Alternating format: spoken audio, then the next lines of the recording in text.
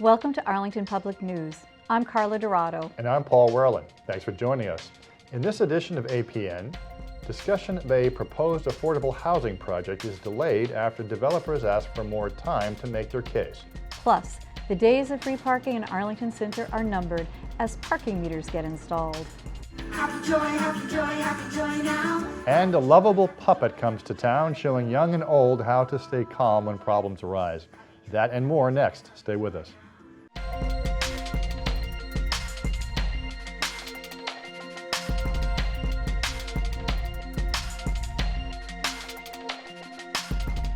We begin this newscast with the developers delaying a proposal for affordable housing and the town's discussion of a medical marijuana dispensary. APN's Zach Merchant has more in our Arlington Snapshot. Zach? Thanks, Paul. In our Arlington Snapshot this week, government meetings make the headlines. Developers of a proposed affordable housing project delay their hearing with town regulators. Representatives of the Mugar property along Route 2 in East Arlington were set to have their second hearing with the Zoning Board of Appeals October 18th, but have asked for a delay. Oak Tree Development initially made its case before the ZBA in late September. Developers want to build 200-plus housing units on 5 acres of land, some of which contains wetlands. Under the state's Chapter 40B comprehensive permit law, developers can bypass local zoning laws if 20 to 25% of the development is affordable housing. The town is fighting this proposal, claiming it has already met the state's minimum affordable housing requirement. The Board of Selectmen voted against developing the Mugar land at its meeting October 17th. The vote, however, is simply a recommendation to the Zoning Board of Appeals. That board must make its own determination. The next hearing on the matter is now set for November 15th. The issue of a medical marijuana dispensary was directly taken up by the Arlington Redevelopment Board. The ARB took on the issue of setting up a 500-foot buffer zone around a planned dispensary in town. Dispensary operators are looking to open a location in a medical building at 11 Water Street. The members were set to vote on the issue of the buffer zone, but instead voted to take no action presently. A representative of the medical marijuana dispensary spoke about the consequences of limiting the dispensary site. And so adding language that would effectively limit the siting of an RMD on Water Street, or essentially anywhere in Arlington, would ultimately hurt patients. For what it's worth, it would violate sort of the trust and working relationship that the foundation has had with the town of Arlington. It would probably be illegal, and it would violate the will of the voters of Arlington and the Commonwealth of Massachusetts. The actual location of the dispensary was not discussed at the meeting, but will be reviewed at the next ARB meeting on November 7th. That's it for this week's edition of Arlington Snapshot. Back to you, Paul. Thanks, Zach.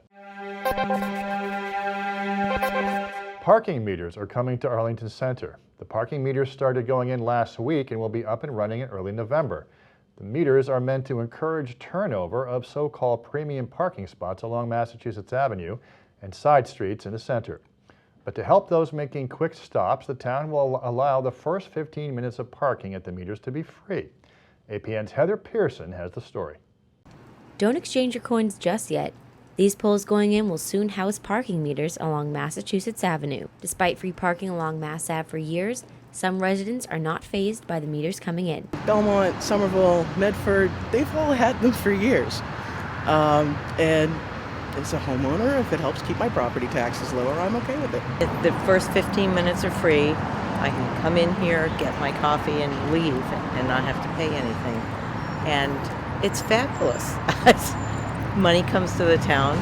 People don't park here for the entire day, which blocks up everything. So I think it's a great idea. Others, however, have their doubts. That's sort of a disincentive for people to decide to park here and go into these businesses might not be the greatest thing in the world for the neighborhood. You know, if it's a hassle to come here to have a coffee and read the paper, I'm going to go somewhere where it's not a hassle to go have a coffee and read the paper. The Arlington Center meters will be modeled after these exact Lexington ones and could offer a first 15-minute free option. Lexington has implemented the exact same meters, the same technology that we've implemented. They've done first 15 minutes free and have expressed that there's been zero concerns or enforcement problems with it, which got me, and then I think Selectman Byrne, who's not here, thinking about whether or not we should be reconsidering. The new parking implementation, as well as the first 15 minutes free program, has left one Arlington Center business owner torn about the town's execution of the change. The meters, I think, are a great idea for the town. I think it's a good way of generating some money. If you're an employee, you're going to have to go out there every hour or every 2 hours and feed the meter, because then they're going to tag your car now, no matter, and if you decide, well, I'm going to move it to another place, there's going to be a meter there. So you got to pay at that one. I actually think it's probably the right time. If people think there is parking concern and that they want more turnover, we think that this can be successful, and that should be able to actually help local business in the center. The town intends longer-term users to park in municipal lots that cost only 50 cents per hour with no time limit. Look for the parking meters along Mass Ave to be operating by November 1st. I'm Heather Pearson for Arlington Public News. No, it's certainly a change for Arlington Center. I've lived here for over 30 years, and there's never been parking meters in the center. So I think there are some people who think it's a good idea and some people who think it's a bad idea. I've heard both. And again, having a business in the center, we have seen a lot of people, park their car and hop on a bus and they're gone all day. So it'll be interesting to see how it works out, but I think it'll probably be just fine. Yeah. Up next, environmental groups call attention to gas leaks, planting flags at hundreds of them in Arlington. And later, Hollywood comes to Arlington. We've got the scoop on why Town Hall in Arlington fit the bill. Stay with us. The rainy first weekend of October failed to keep some Arlington residents away from tagging for a cause. An organization called Mothers Out Front, along with Arlington residents, campaigned on the front steps of Town Hall. The organization has teamed up with town manager Adam Chapdelaine to call attention to gas leaks. Volunteers tagged over 100 leaks and passed out flyers in town. The campaign is looking to have gas utilities fix the leaks they say are contributing to greenhouse gas emissions. There are 177 gas leaks in Arlington as of December of 2015 and over 20,000 across Massachusetts. And that's crazy. I can tell you as a town, when we find a water leak, we fix it. When we find a sewer leak, we fix it. It would just make sense that when we find a gas leak, we fix it. And to do it in a coordinated way with the local government so that we can not be also tearing up our roads in an unplanned way while we fix them. Under a 2014 state law, companies like National Grid must immediately repair major leaks and also minor leaks near school zones, dying trees, and streets under construction. There are 4 questions on the state ballot this year for voters to decide upon. Question 2 is generating interest here in Arlington. It concerns the expansion of charter schools and raises issues of equity and the distribution of educational resources. ACMi recently hosted a debate on this question. The exchange was both impassioned and respectful. Here's a look. This ballot question was written in a way that pits parents against parents and teachers against teachers. Because there are no provisions for additional funding, the only way to fund new charter schools is to take money away from traditional public schools. As it is, our public school system is woefully underfunded. A nonpartisan budget commission found that the legislature falls short in its commitment to adequately fund our schools by $1 billion a year. The governor and legislature made a promise to provide a quality education for all students in the Commonwealth. Rather than wasting our energy fighting over the charter school cap, we need to spend our time working together to convince our elected officials that it's time to provide the funding to make that promise a reality. Thank you very much. I am the first person in my family to graduate high school. My mom did not make it beyond 5th grade. So for me, this conversation around public education is both personal and professional. And it's deeply rooted in the sense of social justice and making sure that that when it comes to public education, it's fair access to all, not just some who happen to live in certain neighborhoods. So for me, the conversation is the wrong debate to be having, but here we are forced, despite all of the work that we have done with parents across the state and trying to find a resolution. The unfortunate part is that our legislators were unable to come to a space where families felt like it would work for them. So here we are having to choose between systems when in reality we know that at the end of the day, this conversation is not supposed to be about one or the other, but really how are we going to dismantle an entire system to ensure that everyone has fair access to public education. And I vote yes. Thank you very much. Voting day for the state ballot questions, as well as the presidential election, is Tuesday, November 8th, with early voting going on now until November 4th. For the full exchange of the charter school debate, check out ACMi.tv and video on demand. Town meeting members are being called back to Town Hall, this time for a special town meeting October 19th. One topic on the agenda, additions to the Thompson Elementary School. In an attempt to make room for the school's growing number of students, an estimated $4 million project would add 6 more classrooms. Town meeting members will also address the hot topic of vacant storefronts around the town. In an effort to encourage landlords to fill their spaces, there would be a fine for landlords who fail to show proof of their efforts. And the issue of rock removal in Arlington will also be on the agenda. A proposed bylaw would require residents needing heavy equipment for rock removal to seek a special permit. If passed, the bylaw would require notice to the neighbors with the goal of decreasing noise complaints. ACMi features live coverage of the meeting on the government channels and streaming live online at www.acmi.tv/governmentlive, and will re-air it regularly throughout the coming weeks. Up next, there's much more than meets the eye in these giant pictures of students at Ottoson Middle School. And a puppet with a purpose urges calm reactions under pressure. Stay with us. Arlington is getting the spotlight in an upcoming Hollywood film. Movie production trucks were staged in the St. Agnes Municipal Lot last week, while directors, producers, and actors shot at the Masonic Temple and Town Hall. They tell APN that the Arlington venues were perfect for their untitled film, set in the early 20th century. Hi, and thanks for joining us. As you may have noticed, if you've been in the center of town in the last couple of days, we have a movie crew in town. It is not a typical occurrence for Arlington, though it is for you, I think. We have the crew's production designer, or the project's production designer, Carl Sprague, here with us. Carl, thanks for joining us for a second or two. Yeah, it's sort of that.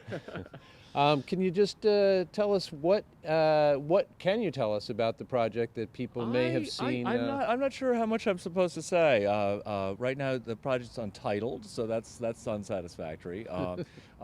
We've got a terrific script. It's a period piece. There's a wonderful cast. Rebecca Hall's in it, Luke Evans, and we're scrambling along doing, half a dozen different sets here in Arlington. We were lucky enough to be in the Masonic Hall yesterday, and we're invading your gorgeous town hall today.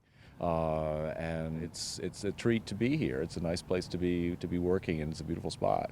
But yeah, no, these are both great time capsules, and the town and the Masons there have done an amazing job of keeping them beautiful. And apart from covering up a few exit signs and taking down some speakers, we love it just the way it is. So anyway, keep your eyes peeled. At some point, this project will have a name, and I believe we have distribution, which is an unusual thing for a project of this size at this stage.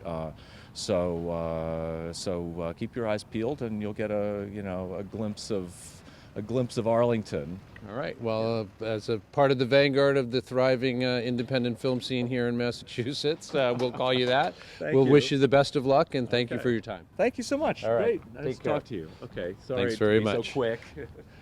And with that quick exit, like any good movie, I will also take my leave. This is James Milan from Arlington's Town Hall, just outside the latest movie set here in Arlington. Thanks for joining us. The Ottoson community is embracing its diversity. The Inside Out project has hung up approximately 100 black and white photos of Ottoson students on the exterior of the school. The public art project, aimed to illuminate the importance of diversity, has even sparked a school-wide conversation. The Arlington Education Foundation granted the school $3,000 for the creation of the portraits and are thrilled with its apparent impact on the Ottoson community. The public is invited to get in on the conversation. There will be an unveiling celebration of the portraits at the Ottoson Middle School on Saturday, October 29th at 11 a.m. A puppet show brings a message of peace to attendees at the Regent Theater. Sammy the Snail made his way to the Regent Theater in Arlington, showing families how to best deal with stress. APN's Brenda Mahoney has more. I'm Brenda Mahoney at the Arlington Regent Theater. Sammy Snail's multimedia puppet event is a show with a purpose, spreading the message of calm and giving young and old the tools on how to act that way.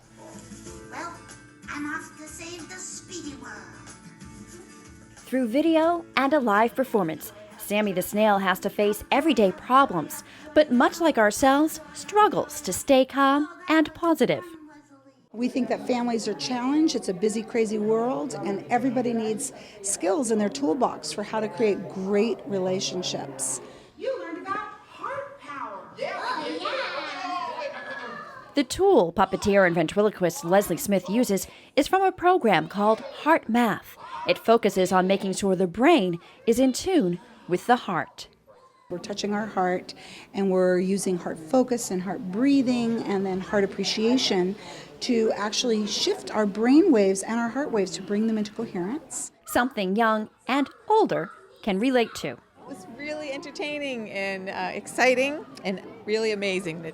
What did you think of the message of heart appreciation? It was a very excellent message we all can take home with us.